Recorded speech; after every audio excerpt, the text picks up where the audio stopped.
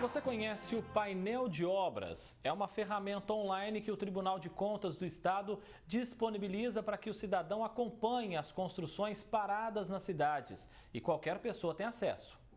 O site é o paineldeobras.tce.sp.gov.br e existe há 4 anos. Lá está disponível, de acordo com o município, tipo e data, qual construção está sem andamento ou atrasada. Os executivos são obrigados a informar o Tribunal de Contas. Inclusive, nós estamos colocando também as explicações dos gestores públicos, por que aquela obra está parada, quanto foi investido e quando deverá terminar esse empreendimento. Esse é um instrumento importante, porque o cidadão pode ajudar o tribunal a corrigir esse investimento mal feito, ou por falta de planejamento, ou por falta de uma fiscalização efetiva. No último levantamento, divulgado em abril deste ano, as 6 principais cidades da macro-região tinham 32 obras paradas ou atrasadas. Uma em Araraquara, 2 em Sertãozinho, 2 em Franca, 5 em São Carlos, 11 em Barretos e 11 em Ribeirão Preto. Uma das obras que consta no levantamento é a do viaduto da Mogiana com a Brasil, na Zona Norte. A construção ficou parada 1 ano e teve nova licitação no primeiro semestre. A empresa que assumiu nada fez e foi notificada pela prefeitura em julho. Agora, no fim de agosto, pouca coisa mudou. Apenas alguns montes de terra foram colocados aqui, mas ainda não há funcionários ou maquinário. A estrutura pronta serve de abrigo para pessoas em situação de rua. Enquanto isso, este engenheiro alerta que o material pode se perder, o que vai representar mais gasto de dinheiro público. Não só o material, mas veja, o transtorno que gera uma obra desse porte parado. Porque veja, é dinheiro público que já foi investido, é dinheiro público que está aqui parado e não está trazendo nenhum benefício.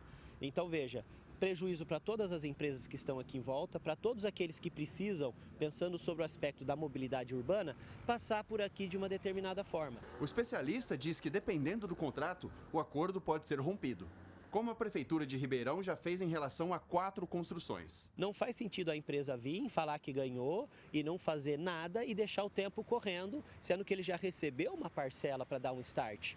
Então, a Prefeitura está corretíssima em ir para cima, olhar todas as cláusulas do contrato e, se for necessário, quebra o contrato com essa empresa, aplica as multas devidas, não só aquelas que estão no contrato, mas todos esses inconvenientes que essa empresa está causando a toda a população por não ter iniciado, por não ter cumprido aquilo que deveria ter cumprido dentro do contrato. Problema que pode ser evitado ainda na licitação.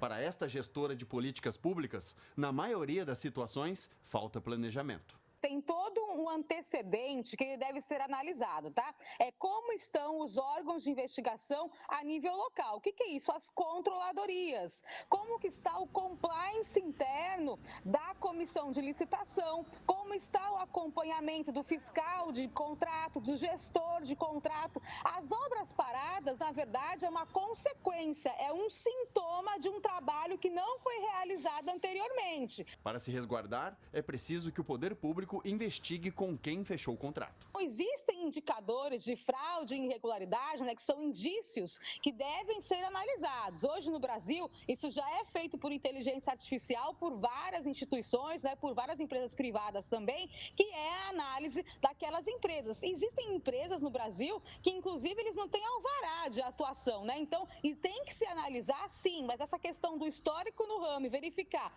o grupo societário e como ele se comportou em diferentes obras do Brasil é extremamente importante. O próximo levantamento do portal de obras deve ser divulgado em setembro.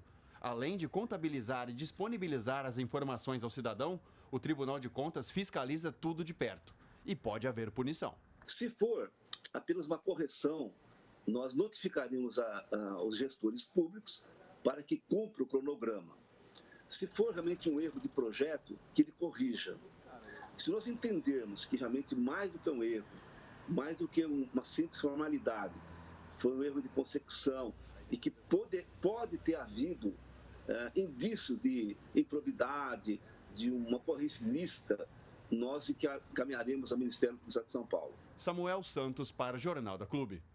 E a gente reforça que essa obra ali na Mogiana com a Brasil está parada, inclusive, porque a empresa desistiu e agora a prefeitura deve tomar as medidas cabíveis, inclusive notificando a empresa porque ela não cumpriu o contrato. Conosco ao vivo, para a gente continuar falando sobre os problemas com essas obras paradas, está o doutor Ricardo Sobral, advogado. Doutor, de uma coisa nós não podemos reclamar, inclusive, né? A cada dia que passa existem mais ferramentas que ajudam o cidadão a fiscalizar o gasto do dinheiro público. Uma ótima tarde ao senhor. Boa tarde, André. Boa tarde a todos os telespectadores. As ferramentas hoje de acompanhamento, elas passaram a ser muito mais fácil o acesso pelo cidadão. Então, nós temos hoje uma ferramenta como essa do Tribunal de Contas. No município de Ribeirão Preto, o site da prefeitura também é obrigado a publicar todos os gastos, todas as notas fiscais.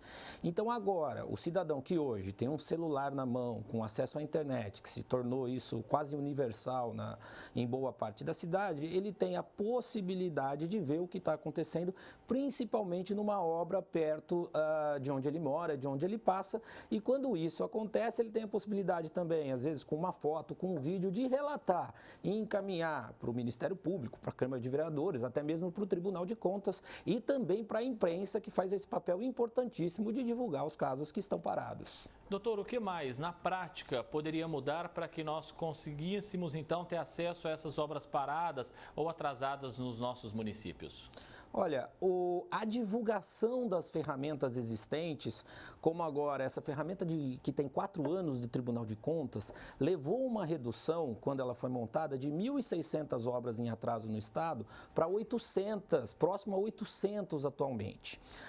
Outra possibilidade é fazer com que o cidadão tenha conhecimento de outras ferramentas, como, por exemplo, o portal da transparência do município, a lei de acesso à informação, que garante a um cidadão, em 20 ou 30 dias, solicitar documentos relevantes e informações necessárias para verificar o porquê aquilo está acontecendo e, como sempre, atuar em conjunto com as instituições e organismos que têm o objetivo de fiscalizar os recursos públicos e, consequentemente, a boa fruição dessas obras. Olhando para exemplos como este aí do painel de obras do Tribunal de Contas, o que ainda pode melhorar?